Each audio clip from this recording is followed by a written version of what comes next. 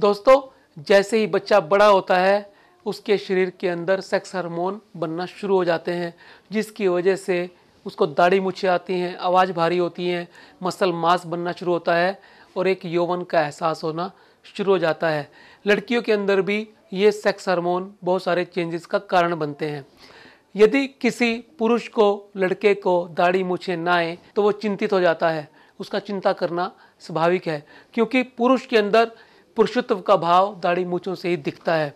तो आज के वीडियो में हम बात करेंगे कि कुछ लोगों में दाढ़ी मूछें क्यों नहीं आती, ये दाढ़ी मूछें ना आने का कारण क्या है, उसके पीछे क्या विज्ञान काम करता है।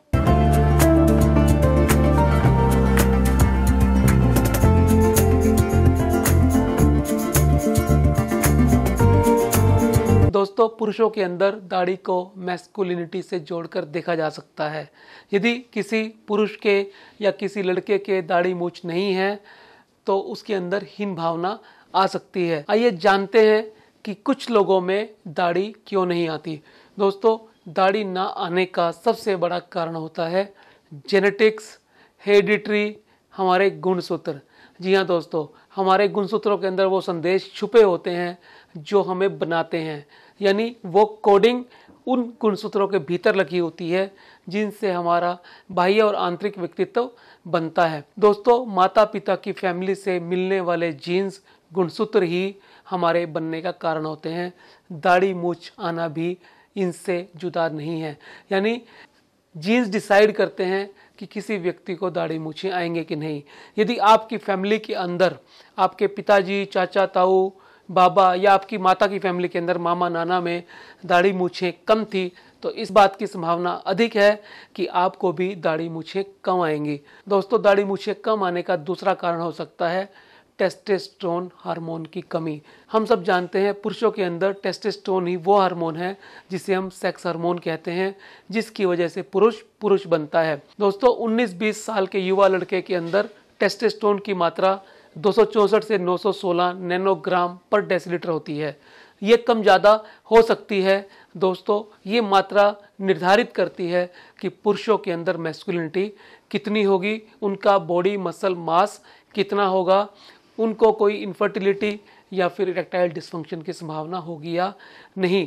कुछ हद तक इसका लेना देना दाढ़ी मूछों से हो सकता है, लेकिन ये कॉजेटिव फैक्टर नहीं है दाढ़ी मूछों को डिसाइड करने के लिए।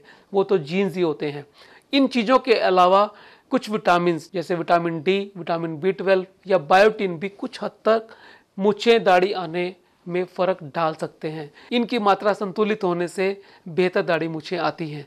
दोस्तों, बहुत सारे लोग कुछ सीरम, कुछ ऑयल्स और कुछ सप्लीमेंट को लेने की सलाह देते हैं। दोस्तों, इनके ऊपर कोई क्लिनिकल ट्रायल्स नहीं हुए हैं जो आपकी दाढ़ी को ला सके।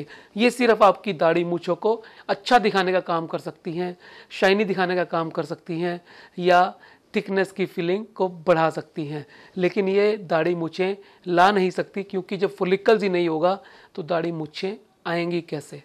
दोस्तों, पर आप अपनी डाइट को अच्छा करके, अपने आहार विहार को अच्छा करके यदि आपकी दाढ़ी मूछें हैं तो उनको बेहतर रखने में काम कर सकते हैं। लेकिन यदि आपकी दाढ़ी मूछें नहीं है, किसी वजह से वो नहीं आई है, तो परेशान होने की आवश्यकता नहीं है, क्योंकि आज विज्ञान के पास बड़ा शानदार विकल्प मौजूद है दाढ़ी मूछों को लाने का। जी हाँ, मैं बात कर रहा हूँ हेयर ट्रांसप्लांट की। सिर के बालों की तरह से ही दाढ़ी मूछों को भी हेयर ट्रांसप्लांट करके उगाया जा सकता है, नए तरीके से उसको लाया जा सकता है, ठीक वैसे ही जैसे नेचर आपको दाढ़ी मूछें देती है।